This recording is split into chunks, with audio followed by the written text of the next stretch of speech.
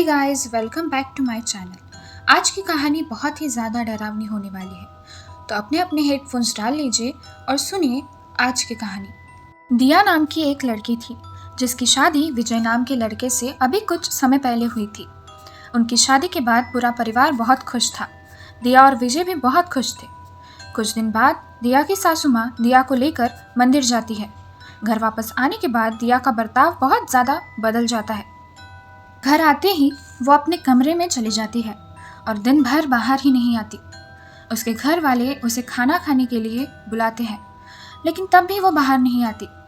उन्हें लगता है कि दिया को अपने मायके की याद आ गई होगी, क्योंकि शादी को कुछ दिन ही हुए थे, तो ऐसा होना बड़ी नॉर्मल सी बात है। लेकिन अब सुबह से दोपहर और दोपहर से शाम हो गई थी, लेकिन अभी भी दिया ने दरवाज़ा नहीं खोला था। विजय अपने काम से घर आ गया, लेकिन आज दिया उसे पानी देने नहीं गई।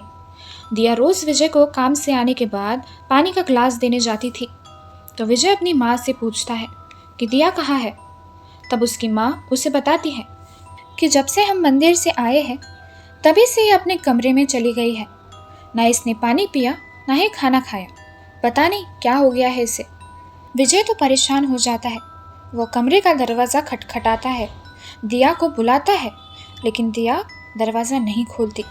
तो दिया के ससुराल वाले दरवाज़ा तोड़ देते हैं और दिया को एक अलग ही रूप में पाते हैं। दिया अपने कमरे के कोने में दुबक के बैठी हुई थी। विजय उसके पास जाता है, उसे पूछता है कि क्या हुआ है, तुम सुबह से बाहर क्यों नहीं आई, कुछ हुआ है क्या। लेकिन दिया कोई जवाब नहीं देती और विजय को घूरने लगती है और कहती है, मुझे बदला चाहिए, बदला। और ये दिया की आवाज़ भी नहीं थी, बहुत भारी आवाज़ थी। ये सारे घर वाले डर जाते हैं कि ये दिया को क्या हो गया। तभी दिया विजय का गला पकड़ लेती है और उसका गला ज़ोर से दबाने लगती है। उसके सारे घर वाले विजय को दिया से छुड़ाने की बहुत कोशिश कर रहे थे, लेकिन दिया इन सब पर हावी हो रही थी। थोड़ी देर में दिया अचानक बेहोश हो जाती है और सारा घर बहुत परेशान हो जाता है कि ये दिया ऐसे क्यों बर्ताव कर रही है। दिया की सासू माँ भूत प्रेत के बारे में जानती थी, तो वो सबको बोलती है कि शायद कोई परछाई लग गई है दिया पर। लेकिन विजय उनकी एक भी नहीं सुनता। वो डॉक्टर को बुलाता है।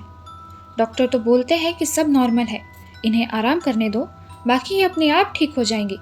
तो विजय बिल्कुल वैसा ही करता है। वो सब लोगों को अपने अपने कमरे में जाने के लिए बोलता है।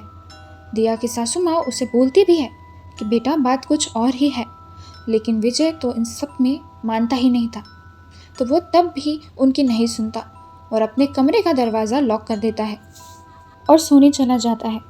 थोड़ी ही देर में उसे किसी के चलने की आवाज़ आती है, तो वो उठकर दिया को देखने लगता है, तो दिया वहाँ थी ही नहीं। सामने देखता है तो दरवाज़ा भी खुला नहीं था। तो दिया आखिर गई कहाँ। वह दरवाज़ा खोलता है और बाहर देखने लगता है, तो तभी उसकी माँ उसे आवाज़ देती है। तो विजय उसकी माँ से पूछता है कि आप अभी तक सोई नहीं। तो उसकी माँ उसे बोलती है कि बेटा मुझे पता था कि आज रात कुछ न कुछ होगा, इसीलिए मैं सोई ही नहीं, और फिर मुझे तेरी आवाज़ आ गई तो मैं बाहर चली आई। विजय उन्हें बताता है, माँ दिया कहीं मिल ही नहीं रही है, पता नहीं वो कहाँ चली गई। तो वो सारे घर वालों को बुलाते हैं और सब दिया को ढूंढने लगते हैं। घर में तो वो कहीं भी नहीं थी, इसीलिए सब उसे गांव में भी ढूंढने लगते हैं। वो गांव में भी कहीं नहीं मिलती, तो एक ही जगह बचती है, गांव का जंगल। तो विजय जंगल में जाने लगता है, तो उसके घर वाले उसे रोकते हैं कि रात के समय जंगल में जाना खतरे से खाली नहीं है। फिर भी विजय किसी की नहीं सुनता। वो चला जाता है जंगल में और थोड़ी ही देर में उसे ऐसा लगता है कि कोई उसका पीछा कर रहा है। डर तो उसे लग रहा था, लेकिन वो बड़ी हिम्मत से दिया को ढूंढने लगता है। फिर भी दिया उसे कहीं नहीं मिलती। वो थक हार कर घर वापस आ जाता है और सुबह भी हो जाती है। तभी दिया अपने आप ही घर वापस आ जाती है। सब उससे बहुत पूछते हैं कि कहाँ गई थी तुम, रात भर कहाँ थी, लेकिन वो किसी को भी कुछ नहीं बताती और थोड़ी ही देर में फिर से बेहोश हो जाती है। तभी सब दिया के हाथों को देखते हैं, जो कि खून से सने हुए थे। तब जाके विजय को समझ आता है कि ये बात कुछ और ही है, और वो अपनी माँ से बोलता है कि माँ आप कुछ भी करके दिया को बचा लीजिए, उसकी माँ भी उसे बोलती है, हाँ बेटा, हम दिया को कुछ नहीं होने देंगे। तभी वो पंडित जी को बुलाती है। पंडित जी आते भी है और विजय की माँ उन्हें सब कुछ बताती है। और जब पंडित जी दिया के सर पर हाथ रखते हैं तब उन्हें सब समझ आ जाता है कि दिया के साथ आखिर हुआ क्या है। तभी दिया अपनी आंखें खोल लेती है और बहुत भारी आवाज में बोलती है, चला जा यहाँ से, तू मेरा कुछ नहीं बिगाड़ पाएगा।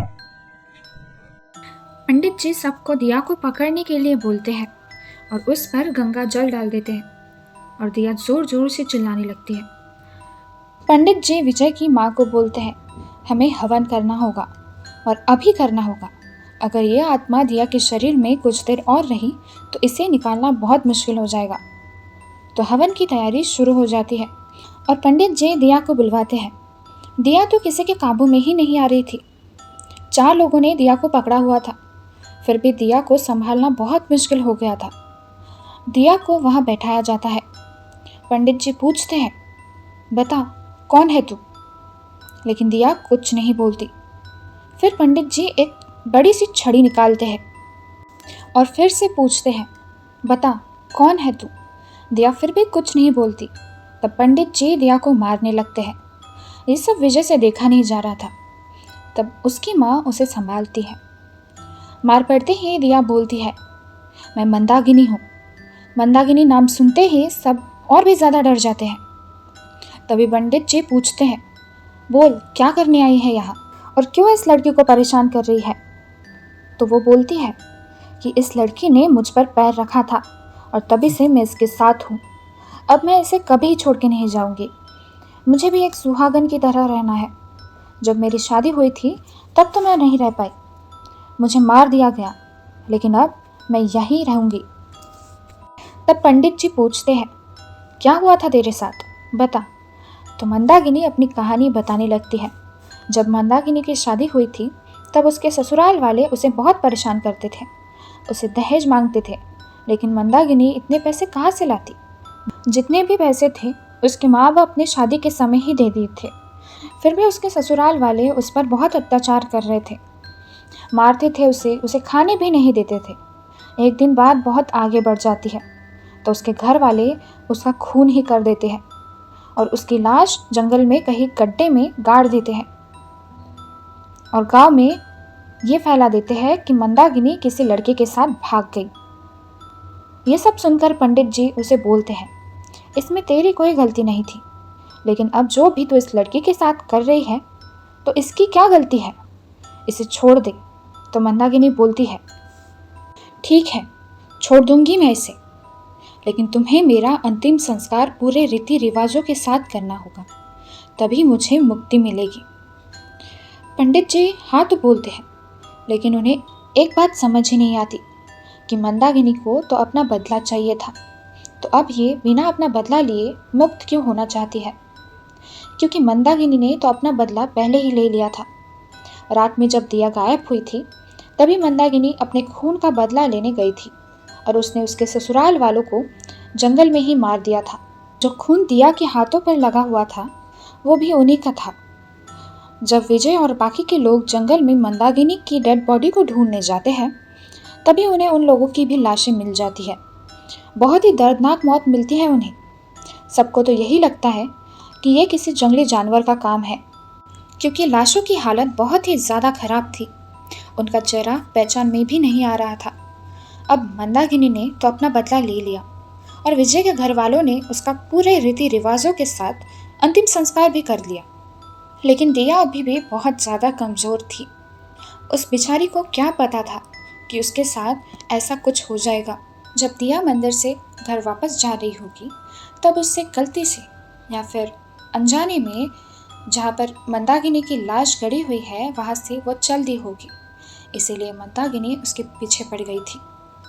अब ये सब तो उसके साथ अनजाने में हो गया, इसमें उसकी कोई गलती भी नहीं थी, फिर भी बेचारी को इतना सब भुगतना पड़ गया। ऐसे ही हॉरर और क्रीपी स्टोरीज के लिए सब्सक्राइब कर दीजिए मेरे चैनल को और साथ में लाइक, कमेंट और शेयर करना मत भूलिएगा।